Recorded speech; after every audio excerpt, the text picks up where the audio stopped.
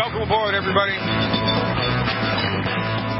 Happy Monday. Dr. Peter Glidden here, your steadfast advocate for health. 3314, that's right, March 3rd, 2014. But you'd never know it looking out my snow-covered window.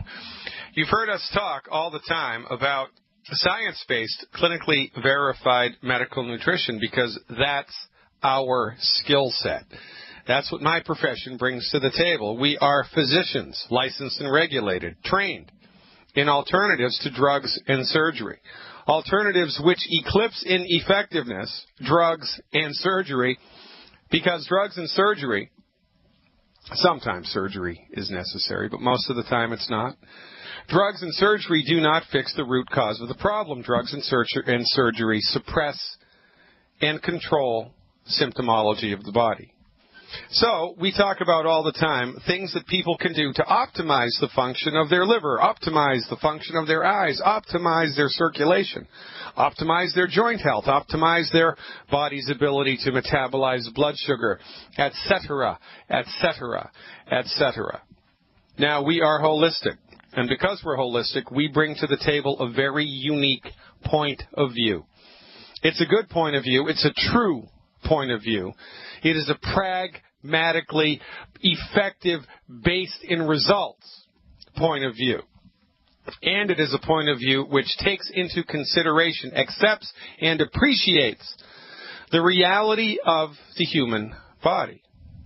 Now listen, you need the right dog for the hunt. If you break your leg, medical nutrition is not going to set the bone. You need to go to somebody who's going to physically set the bone and put a cast around it to support the weakened bone while the body heals it. Heaven forbid you get a big gash on your leg. You need to sew it up. You need to sew the skin together so you don't get a nasty infection, gangrene, and have to have the leg amputated. Sometimes you need physical medicine. Now, as long as the body is nutrified, every day you're taking the 90 essential nutrients and you've eliminated the 10 bad foods, you are doing everything, virtually everything that you can in order to optimize the structure and the function of the human body. But you know, all things being equal, we live in a stressful world, and the body has physical stress all of the time. So sometimes you need to set the bone. Sometimes you need to sew the wound up. Sometimes you need physical medicine. We are gigantic advocates here, gigantic advocates of chiropractic medicine. We are gigantic advocates of acupuncture. We are gigantic advocates of something else called Rolfing. And that's what we're going to talk about in the first few segments today. Rolfing. We have with us a very special guest from the Seattle area, Mr. Sterling Castle. Let me read you a little bit of his bio. I'm a graduate of the Rolf Institute of Structural Integration in Boulder, Colorado, and first became interested in Rolfing as a client seeking a solution to years of chronic pain. My experience with Rolfing had a profound effect on me. I found freedom in my structure that I had never experienced before. My yoga practice was deepened. Running and bicycling were no longer painful activities. I noticed my body and mind were more at ease. These experiences made me want to share this amazing work with others. My belief is that Rolfing process can be a catalyst for easing pain, increasing flexibility, and improving posture. I work with people who are looking to bring more movement and flow into their bodies. Whether they're serious athletes, work at a computer all day, or are interested in alternative therapies.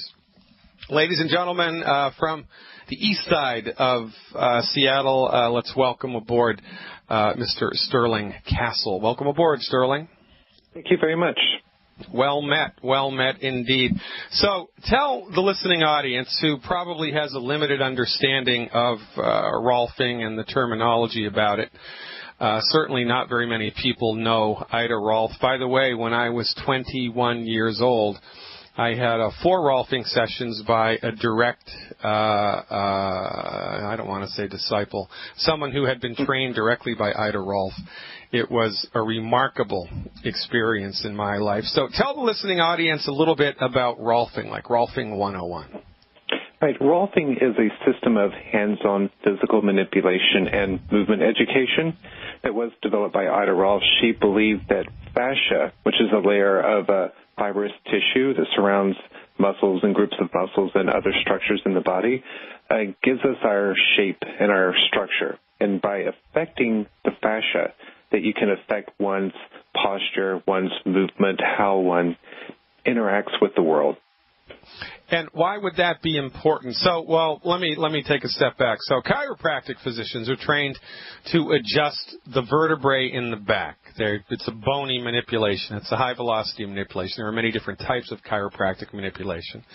But the intention of chiropractic is specifically focused around the spine, right? Specifically focused around the spine. Right. Rolfers and people who practice deep tissue body work everywhere. You work on the big toe as a Rolfer. You work on the entire body because the idea is that the fascia, which is a subtle set of connective tissues that wraps around all of the muscles, ligaments, joints, and bones, needs to be.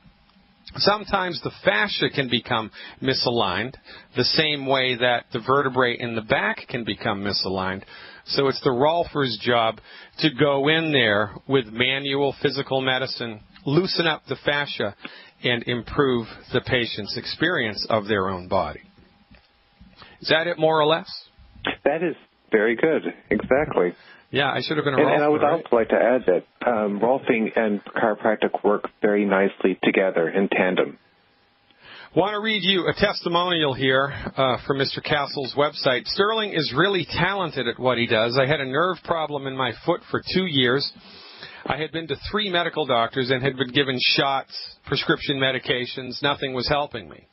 Sterling gave me a Rolfing session, and I have had little to no pain since then. If you ever have the chance to get the 10 series, it will definitely change your body. So let's talk, Sterling, about, if I was to become a client of yours and I came to see you in the first session, what would happen?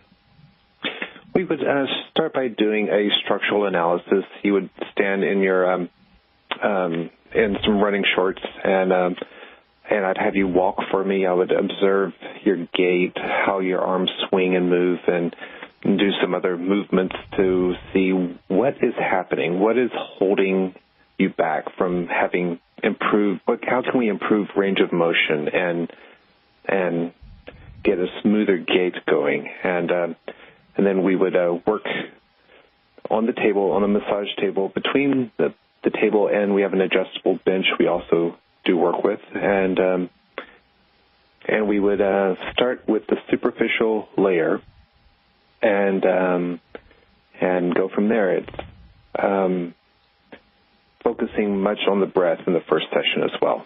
Breathing. So very good. So how long does a Rolfing session last, generally speaking? Typically 60 to 75 minutes. 60 to 75 minutes. Now, typically if someone gets a massage, right, it's a whole body massage, but when you're doing Rolfing, you can spend the entire 60 minutes working on just the right knee. Is that correct, or am I off the base a little bit? No, that's very very possible. Yeah, so the idea here, if I'm correct, is that it's the Rolfer's job to assess in the physical body where the fascia is bound up, where it's knotted up, where it is not the way that nature intended it to be. And then, through very specific physical medicine techniques, to go in there with your hand, with your wrist, with your thumb, with your hands, in order to loosen up the fascia. The intention of a full Rolfing session is to have all of the fascia everywhere in the body completely 100% aligned. Now, I have to tell you, when I had the experience of Rolfing, it was a remarkable experience for me because I had had chronic right shoulder pain for a number of years. I'd fallen off of a horse onto my right shoulder and nobody could help me. And in 3 Rolfing sessions, the pain was completely gone. It took 3 Rolfing sessions for that to happen. And I have to tell you, the first Rolfing session was not the most pleasant thing. It can become quite painful. And, of course, this was Ida Rolf's bad reputation.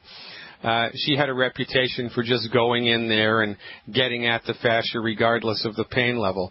But, of course, the technique has evolved over the years, and I'm assuming that most practitioners of Rolfing now are a lot kinder and gentler than Ida Rolf used to be. That is correct. They've changed the way of their approach and how they teach it. We work within one's comfort level and have a 1 to 10, 1 being, are you even touching me, and 10 being, you've got to stop. So we don't want it to get to that level, but we do need to sometimes get in there and work out the adhesions and the knots, and when tissue gets very tight and dry and dehydrated, it can be uncomfortable, but so is any kind of manual therapy would hurt at that spot. So yeah, absolutely. So Rolfing, folks, if you've never tried Rolfing and you're experiencing any type of chronic physical pain, you've noticed that your flexibility has gotten less, you've noticed that you can't take your golf backswing as far as you used to be able to, or you're having a little harder time on the tennis court, or whatever, even if you're just feeling a little bit limited in your physical body, in addition to medical nutrition, Rolfing is an excellent adjunctive therapy to bring into play. Stick around with me, Mr. Castle. I'd like to talk to you a little bit more about this in the next segment in a little bit more detail. I would appreciate that very much. Ladies and gentlemen, today is March 3rd, 2014. I'm Dr. Peter Glidden, and you are listening to a live episode of Fire Your MD Now. Check the website out of the same name, fireyourmdnow.com. We're back with Sterling Castle after these messages. Welcome back, everybody. Dr. Peter Glidden here. Another live edition of Fire Your MD, March 3rd, 2014. A very special guest in this first hour, Sterling Castle, a certified Rolfer from east side of Seattle. Check out his website. The website is rolfingeastside.com. That's ROLF like Frank, ING, eastside.com. rolfingeastside.com. Now, we're big fans of chiropractic, and everybody's been to a chiropractor at least once in their life and had an awesome adjustment. I mean, it's just a great adjustment. Everything releases. You walk out of the chiropractor's office, you feel like $1,000,000, born again. And then you just go about your normal day-to-day life. You live your life. It's not like you're a football player. It's not like you're involved with high-velocity hockey playing, anything like that. Full force, full contact rugby, nothing like that. You just go about your life. And then 5 or 6 days later, son of a gun, that old aching pain is back, and guess what? It's back to the chiropractor for another adjustment because it just doesn't hold. It doesn't hold. Well, what is it that's attached to the bones that the chiropractor adjusts? The muscles, ligaments, tendons, and fascia. So if you're experiencing chiropractic adjustments or massage treatments that just don't hold, then you are a candidate for Rolfing, because Rolfing gets to the root cause of the musculoskeletal tension which is holding you back. Now, Sterling, if people are interested in getting a Rolfing treatment, but they don't live in the Seattle area, what's your recommendation about how they find someone who's well-trained and knows what they're doing? The Rolf website is Rolf, ROLF, as in Frank.org. And on the website for the Rolf Institute, you can find, there's a search mechanism for finding a Rolfer in your community. Well, there you go. Now, what does it take to become a certified Rolfer? What do you have to do? They have a series of classes that you take. There are 3 different classes that you take in order, and you must take those, pass the test, and you're good to go. Yeah, great. So how long have you been involved in a private practice with Rolfing? I've been in practice for 8 years. Yeah, that's quite a bit. You must have seen some remarkable results. Give the listening audience some of the most remarkable things that you have actually witnessed with your own patients in your career as a Rolfer. Carpal tunnel symptoms, and I use the word symptom, not syndrome, as they have the tingly sensations in their fingers, and they've been told they need to go get surgery because they have this problem from too much computer work. And we've actually, within just a few sessions even, had it completely go away. That's remarkable, isn't it? What about arthritic pain, like chronic knee pain, chronic low back pain, things like that? Some of those things we definitely can help with and create more room and get people moving better. It doesn't necessarily always get everything out of the way so they don't feel like they were when they were 15 years old, but we can get a lot of that moving better. Well, and that's important, too, and this is why I'm of the opinion that manual physical therapeutics like Rolfing are an excellent adjunctive to science-based, clinically verified medical nutrition because, look, if you're not feeding the joint appropriately, if you're not feeding the body the stuff that the joints need to stay healthy, if you're constantly eating food all of the time that's aggravating the joint, but you don't know it, the joint is not going to be healthy, and it's only a matter of time until it starts to fail.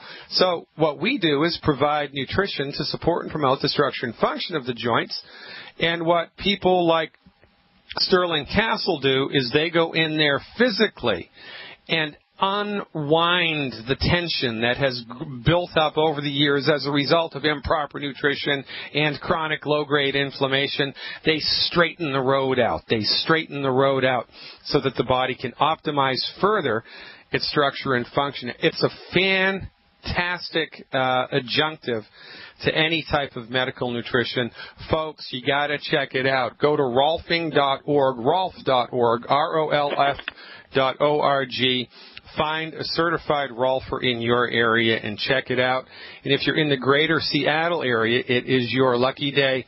Go give Mr. Castle a call. His website, rolfingeastside.com. That's ROLF like Frank, ING, eastside.com. Wish we had more time, Sterling. Keep up the good work. It's been a pleasure. Thank you very much for having me. You're welcome. We're going to go talk to Dave in Canada when we come back, ladies and gentlemen. I'm Dr. Peter Glidden, and this is Fire Your MD Now. Stick around. RolfingEastside.com. Check it out. If you live in the greater Seattle area, otherwise, rolf.org. Find a Rolfer, get yourself hooked up, and then call me back and tell me what your experience was. 866-582-9933, 866-582-9933. Give me a shout and let's talk. Give me a call just like Dave from Canada did. Hey, Dave, thanks for the phone call. You are live. Good afternoon, Dr. G. Dave? I'm calling on behalf of a woman, 82-year-old woman. She's 5'4", weighs 135 pounds, and she's going to dialysis 3 times per week. It's got her on the enzymes, the BTT, and the osteo, and she stopped all of them because she is experiencing stomach pains in the low stomach area, about maybe 2 inches above the pelvic bone. Yeah. And go ahead. Every time she eats, she has diarrhea, and she's had diarrhea consistently for the past 13 days. So about 2 or 3 hours after she eats, she has diarrhea, and then every second day she's vomiting. And now her urine production has dropped down quite considerably.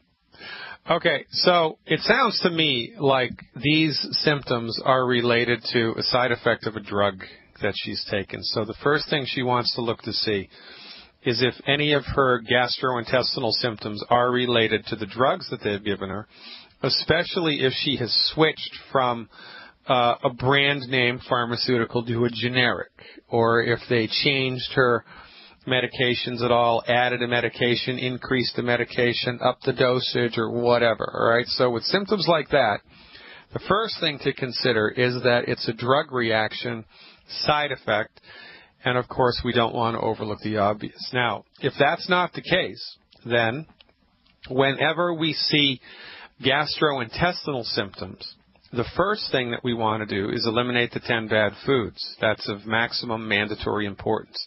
People have to stop eating food that causes inflammation in the gut. And you can eat a food, have it cause inflammation in the gut, and you're not aware that it's causing inflammation in the gut. Kind of like if you're in a smoky bar for too long or a smoky room for too long, everybody around you smoking cigarettes, you stop smelling the cigarette smoke after a while. You become habituated to it. You become desensitized to it. So even if people tell you that, oh, I'm perfectly fine when I eat wheat, barley, rye, or oats, they need to stop eating that stuff if they're developing strong and persistent digestive symptoms, number one. Number two, this does not sound to me like it's related to the nutritional supplement intake. Was that her take on this, that these symptoms developed because of the longevity stuff, or what was her report? Do you remember? Well, her caregiver was concerned when she was having all of these things there. So then she was taking an antacid, a drug for antacid, and she's on 4 blood pressure medications. Yeah, so look, the caregiver doesn't know crap about medical nutrition, and so the caregiver should be more concerned about the antacid and about the 4 prescription medications for blood pressure, because what the heck is wrong? The MDs couldn't get it right with 1, so now they had to do 2, now they had to do 3, now they had to do 4. That's what the caregiver should be concerned about, because the MDs are just throwing crap against the wall hoping something sticks. Tomorrow it's going to be 5th. It's going to be another blood pressure med. Yeah, so, right? I mean, you can't teach an old dog new tricks sometimes. So in any event, when people develop a digestive complaint secondary to taking a medical nutrition supplement, like the Beyond Tangy Tangerine or the OsteoFX or whatever, the results happen within 60 minutes. It's not a delayed reaction. So if somebody's having a problem with one of the longevity nutritional supplements, quite frankly, anything over the counter anywhere in the world, the net negative effects show up immediately, usually within 60 minutes of eating the stuff. So, if she doesn't have symptoms immediately after taking the longevity stuff, then it's unrelated. If she wants to stop it, well, there's only so much you can do. You have to just move on, and it's a shame, really, because we've had lots of people come off of dialysis with properly applied medical nutrition. It's just a shame. But go ahead. One of the concerns is that the dialysis, they're telling her that she shouldn't consume any more than 1 liter of liquid in a day. So she's having a tough time thinning things out there, because then she has to take more water. So I don't know how that affects the dialysis. Yeah, I'm not sure why that recommendation is present.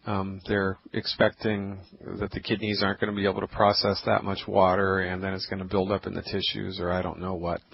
And then part of the blister pack that they give her has a calcium carbonate pill in there. Yeah. And I explained to her about the carbon, but they said that the reason, the dialysis people, they said that the reason the carbon is recommended is to counteract the phosphorus in the body. Well, look, Dave, I really, every time you call, I like you more and more, because I can tell that you're really taking a stand for the health of people in your life, and it's the rare human being that's able to do that, because, we're going against the grain here. I mean, we are. We're standing up, and we're against the wind all the time. So I appreciate your stand for this woman and for everybody else in your life. But if I were you, man, I would just chalk this one up and move on down the road. That would be my advice. It's getting too complicated. There's too many chefs in the kitchen. And I don't think, I think that the results that you're going to be able to get from this are going to pale in comparison to, actually, I don't think you're going to get any results from this, because I don't think the woman's going to be compliant. The only other thing that you could do here would be to have her knock down the dosage of the stuff that she's taking if she's only limited to a liter of water a day, right? If she's only limited to a liter of water a day, then you can knock down the dosage, or you could just fall back. Here's what you could do. You could fall back to exclusively just using the plant-derived minerals, just the plant-derived minerals. Give her 2 bottles of plant-derived minerals a month. Have her do 1 ounce of the plant-derived minerals twice a day, and give her the ultimate daily capsules. 6 ultimate daily capsules a day. 2 with breakfast, 2 with lunch, 2 with dinner, 6 ultimate daily capsules a day, and 2 ounces of the plant-derived minerals a day. There's no way the combination of those nutritional supplements would have any negative effect on her body whatsoever. And if you really want to round it out, you could throw in the EFAs because they're essential. So Ultimate Daily, EFA Plus, and the plant-derived minerals. Or if that's too harsh of a taste, you can give her the cherry mints. No harm and no foul. So either the plant-derived minerals and the cherry mints, the Ultimate Daily capsules, and the EFAs. And that's not a bad program to support and promote the urogenital system in somebody who's been diagnosed with, kidney disease. My heart goes out to you, Dave. Keep up the good work and call us back. One final point. Yeah? One final point. I wanted to compliment you on your website there, and I'm an insider, and I listened to your Q&A chat this morning there. I was very impressed, and I was really impressed with Julie's testimonial. Isn't that remarkable? That? Yes. Oh, my God. I email it to everybody. I love that one. Man, oh man. Anyway, thanks very much for all you do. You're a blessing to everybody on the planet here, and I'm behind you 127%. You're the man, Dave. I appreciate the kind words. Now go out there and enroll like a machine, baby, because you're... That's what I'm going to do. Okay, thank you very much, Dr. G. Thank you very much. That's how we do it, ladies and gentlemen. I mean, this is the type of person that Longevity attracts. So you want to be involved with people like this? You want to get on board this bus? We got room.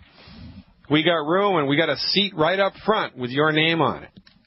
If you were directed to this radio show by a pre-existing Longevity member, get with them to get information about how you can join Longevity and start making a difference in the lives of people in your life, and also start making a difference in your own life and your own pocketbook, which beats a poke in the eye with a sharp stick.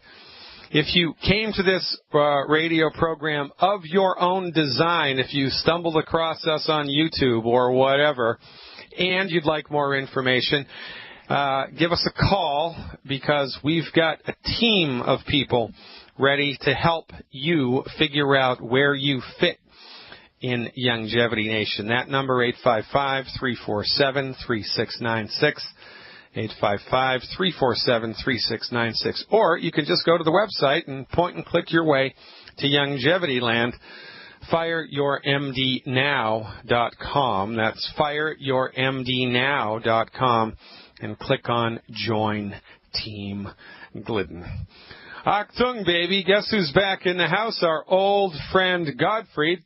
Hey, Godfried, welcome back. How are you? Oh, I'm very good. Are you? Very, very, very good, although I'm ready for the winter to be over. Relatively speaking, Godfried, how has this winter compared to other winters that you've lived in Germany? It's so unbearable because there's no snow. Especially where I'm staying in Mannheim, Frankfurt. We haven't experienced any snow at all, and I think the global warming is taking a big toll on the environment. So you're having a warm winter. Exactly. And we're having a freezing cold winter here in Chicago. Isn't that interesting? You know, that's the give and take of the global theater, right? When something goes up somewhere, something has to go down somewhere else. Very, very interesting. I'm a weather buff. I'm a geology buff. I'm a geography buff, and I'm an astronomy buff. And I'm very interested to see what happens here in North America in the next 12 months. It's going to be a very interesting spring and a very interesting summer, I think. But in any event, I'm glad that you called, Gottfried. It's always fun talking to you. How can I help? one, I asked a woman in Nuremberg to call you without her daughter. Yeah. Who is having some, the symptoms seem like a mental problem. Yeah. So she's going to call you. And secondly, I'm very grateful for all your webinars, the archive ones and the latest ones. I went on to the archive one on MS, Parkinson's disease, and Guillain-Barré syndrome. Yeah. To be honest, I really shed tears. Because it rings true, doesn't it? I mean, the information rings true, doesn't it? Because, especially with the Guillain-Barré syndrome, I don't know. People cannot balance themselves up to now. They are shaky and all sorts of things. So the doctors never explain anything to anybody. They only throw IVIG in you, and then for some time in the hospital, they discharge you and then finish. Yeah, it's crazy. And, you know, this is what has come to pass as the new normal, right? And because the MDs have monopolized the marketplace, because they don't let anybody else play, they can get away with behavior like this.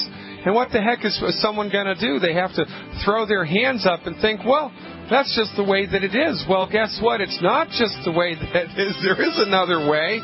And if you want information, folks, it's there for the picking. Become an insider at fireyourmdnow.com, and let's change the world together. Godfrey, you're the bomb, baby. I'll look forward to the call from Frankfurt. Remember Vanilla Ice? Well, guess what? There's a TV show now, Vanilla Ice Goes Amish. Vanilla Ice is hanging out with the Amish now. It's pretty funny. Looks like Dave from Up in the Thumb has been hanging out with the Amish as well. What's going on, Dave? Thanks for the phone call. You are live. Hey, Doc. How you doing? I'm good.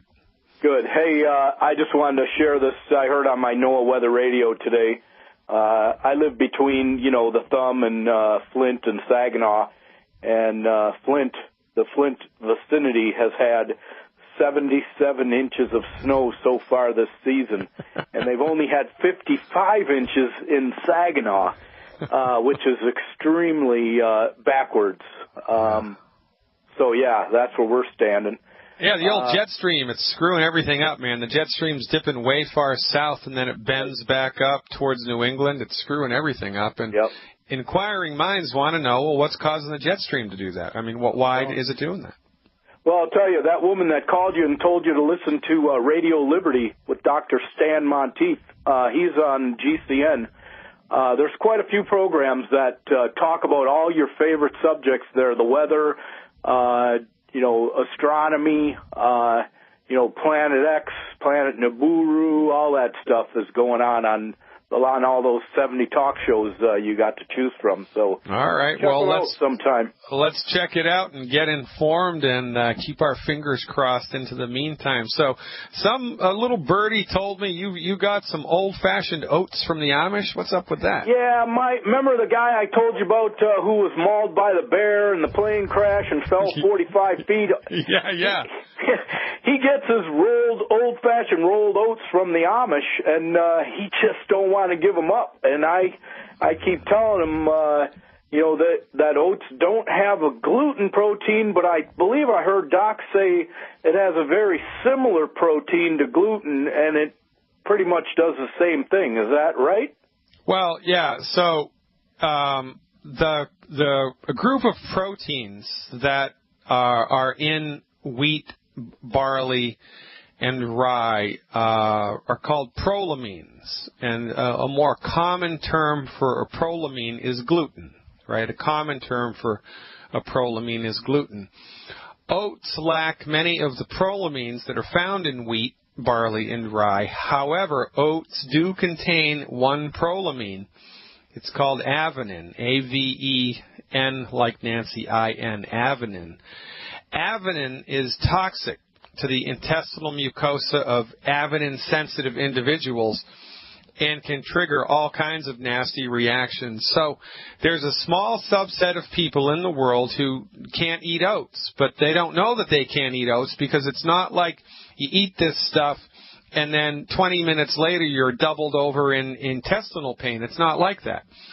But so there's a small subset of people who have a toxic reaction to it because of the nature of the protein.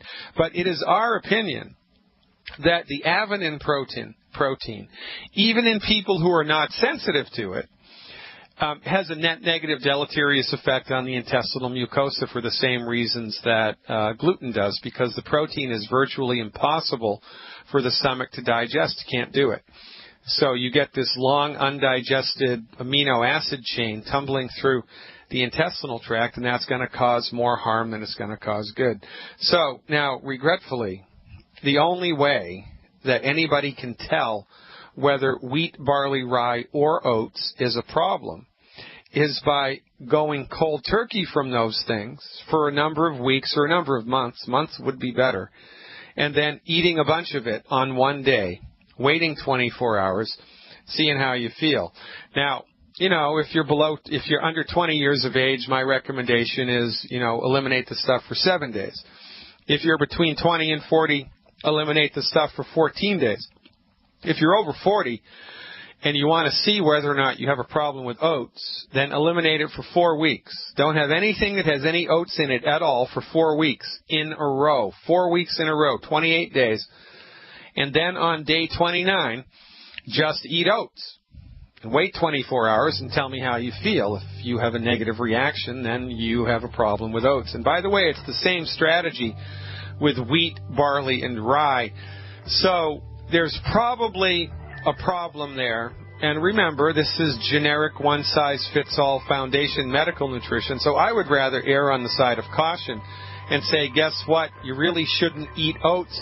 Chances are that they're going to hurt you because, you always want to bet with the house, and the odds are in our favor here. But if you really want to dial this in and know for sure, do the challenge and the elimination thing. 7 days, 14 days, or 28 days, and let the proof of the pudding be in the eating. Keep up the good work, Dave. Hour 2 coming up, folks. Stick around. This is Fire Your MD Now.